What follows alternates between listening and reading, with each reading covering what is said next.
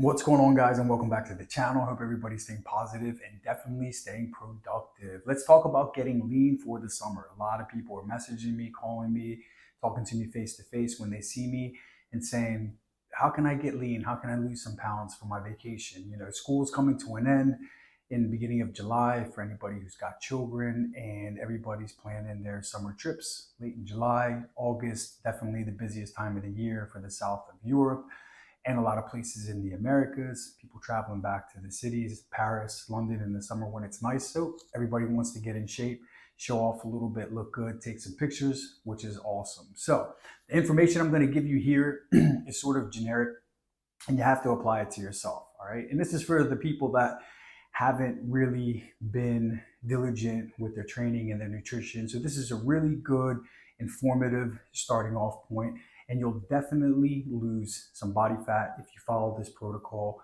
And just take your time with it and do the best that you can with every single variable, and slowly get better and better at the little tasks that are involved with this thing. So the first things first is you got to know how much food you're eating on a daily basis. So what I want everybody to do that wants to follow this protocol and lose a couple pounds for the summer for the vacation is to download a free calorie counter, right? I would suggest to use My Net Diary. My Net Diary, you can download that from your app store. It's a bit easier of an interface than MyFitnessPal and some of the other ones, and it's only 100% registered foods. It's not anything in there that someone else can put in there, kind of like MyFitnessPal. There's some cheaters that will say, a scoop of ice cream is 20 calories and not 120 because, I don't know, either they're just an asshole or they just really miscalculated it. And so people will scroll down and actually pick that. So I don't prefer that for people that are not used to it. All the people on my application, we have a food nutritional chart and calorie calculator, macro calculator already in the application for you. You guys already know how to use it. So you download My Net Diary and just plug in your foods. I don't want you to eat any different. You have to eat the same if you really want to get results. So that means if half of your food, snacks and cookies and treats and gummy bears, eat the same foods for 3 days, track your foods, and you'll get sort of like a basis of how many calories you're getting a day. Maybe you're eating 2 meals and a bunch of snacks, or maybe you're eating 4 meals a day. But you'll get an idea after a couple of days. If you're not losing or gaining weight every single week, you're somewhere at a consistent basic metabolic rate. So you'll see your number is going to be 2,200 or 2,500 or 3,000 or 1,800. Once you have that number, we've got a starting off point. Okay. Now, you got to think about how much time do you have before your vacation.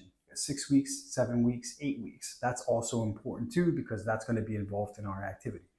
Once you have your caloric basic metabolic rate of what you're eating on a daily basis and you're not gaining weight or losing weight, our starting off point is to give you, and I don't want you to shoot for crazy amounts of numbers. If you have time, 8, 10, 12 weeks, and you work really hard, yeah, you can lose 10, 15, 20 pounds. But for most people, let's just shoot for somewhere between 5 to 12, maybe 15 pounds for the best person that can stay really diligent, but shoot it around 10.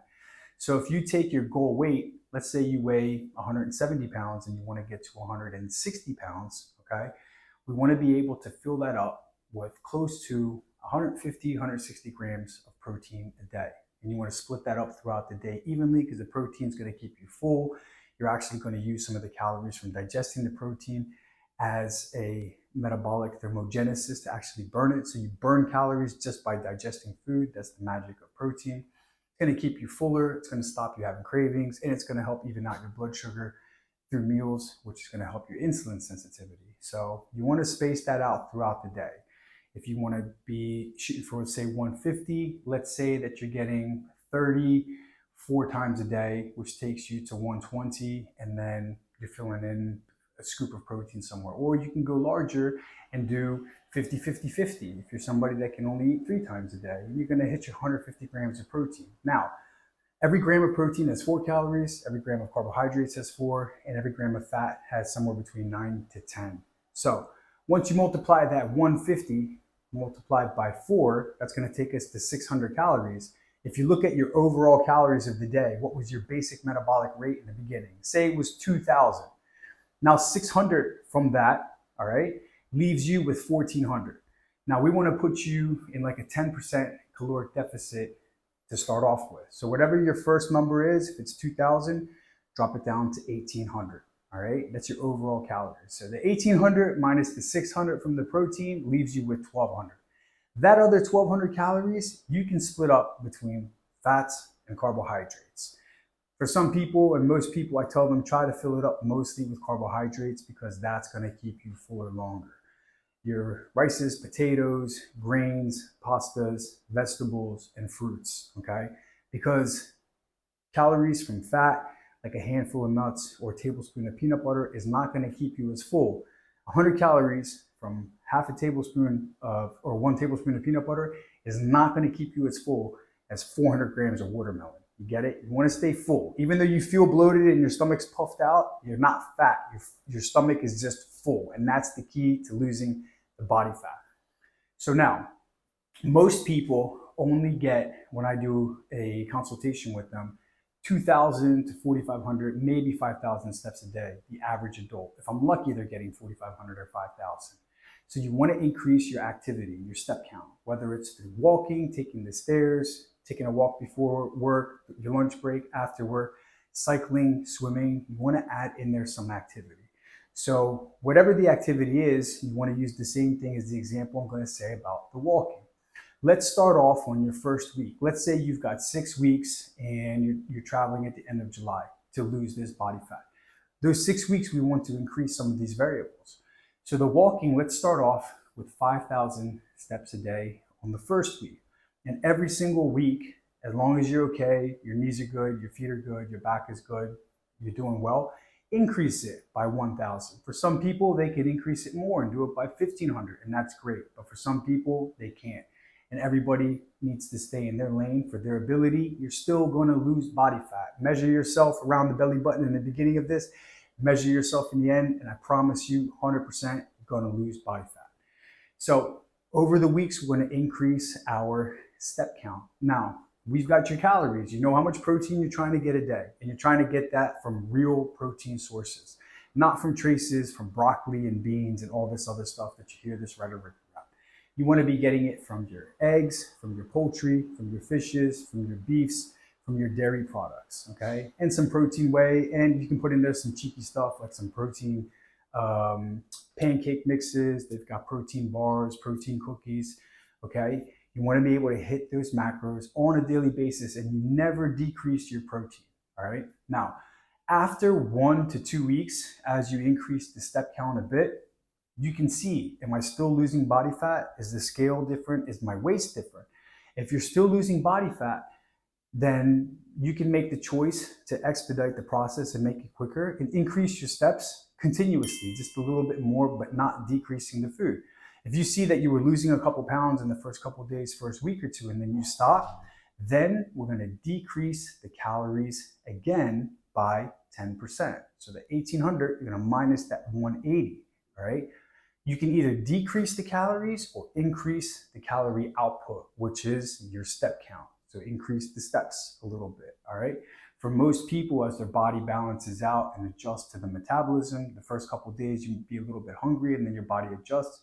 You can do both of them to get more results quicker. And you want to be smart. You want to be filling all your meals with vegetables, your omelets with tons of veggies in there, your lunch, your dinner, have a salad in between, okay? Handful of cabbage and half a cucumber and tomato literally is just calories inside of a bowl with some apple cider vinegar or calorie-free Walden Farms dressing. There's so many calorie-free ranch dressings and all these different French dressings out there you can buy on Amazon, you can buy at your local store.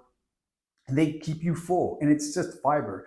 Your body can't absorb that food, okay? It has to process it so hard that it burns the calories just to be able to get it out of you. It can't stick it to your ribs, as we say, like a pasta, like a potato, like a oats, all right? And you want to be using good, smart carb choices that fill you up. Apples, oranges, watermelon, okay? Oatmeal helps a lot of people because you can keep adding water and puffing it up as you're doing the measurements for this. And obviously through this process, you're measuring your food portions. You got to do a little bit of your due diligence to know how many macros and calories are in your meals, but you will lose the body fat. And the last thing is you want to be able to add some muscle tissue or increase your muscle tissue or stimulate your muscle tissue. You want to be doing some sort of resistance training so that your body has a reason to hold on to the tissue or even build some if you weren't exercising at all, which is going to raise your metabolism. It's going to help you eat more food and help you lose body fat rather than having zero muscle tissue. So if you go into a gym, obviously train diligently, push yourself to failure on some of those sets. Even if you're training 3 times a week, try to work your legs in there twice and definitely one good back session, because that's going to be the large portion of your muscles. If you're a dude and you're doing chest and arms all the time, you're not going to make much of a difference in your body's aesthetic body composition. Okay, when it comes to the metabolic change of trying to lose the body fat. So for the girls, 3 workouts a week at the minimum. Start off the week with some glutes and some quads. Finish the week with some glutes and some hamstrings. Throw some back exercises in the middle of the week, and then you can fit in the small stuff like shoulders, upper chest, and arms to be able to get those areas toned. And you don't have to go to a gym. You can be training at home doing calisthenics. You can be doing push-ups, dips, you can be doing abs, you can be doing crunches, you can be doing lunges, squats, reverse lunges, single-legged hip thrusts, glute bridges off of the floor. I have a million workouts for all the people out there that are traveling all the time, stuck in hotels, always going on vacation. I've got clients that live on a yacht 2-3 months a year, and they all stay fit. It's just about consistency. So you want to be hitting your protein target, staying full with your fibers and your vegetables and your smart choices of carbohydrates. Be diligent with the fats that you put in there. Use low-calorie dressings. Find out through Google and some other YouTube recipes how to be able to make vinaigrettes and hot sauce mixed with mustard dressings to be able to have 0 calories in your wraps or on your salads or on your meats, and you're going to be able to just stay full and keep losing body fat. So as the weeks progress there, you're going to adjust your calories down 10% when you see you have no results. But if you have more time, you don't have to adjust the calories. You can add a workout and add a couple minutes to your cardio, and that will make a difference in the output of what your body is doing, and your body's going to reduce the body fat because you're not increasing your calories. So if you do this continuously for 6 weeks, 7 weeks, 8 weeks, you're going to just keep losing body fat along the way. Some other pointers in there is you want to drink plenty of water. Okay, your body is made of water. It's how your body assimilates the nutrients, oxygen, water, potassium, and sodium. It's how it shuttles everything into your muscle cells. You want to stay hydrated. You want to stay healthy so you don't strain yourself or get any cramps. You want to make sure you're getting good sleep. Okay, when you sleep is when you burn fat. When you sleep is when you build muscle. Not when you're in the gym, not when you're outside, not when you're on the bike.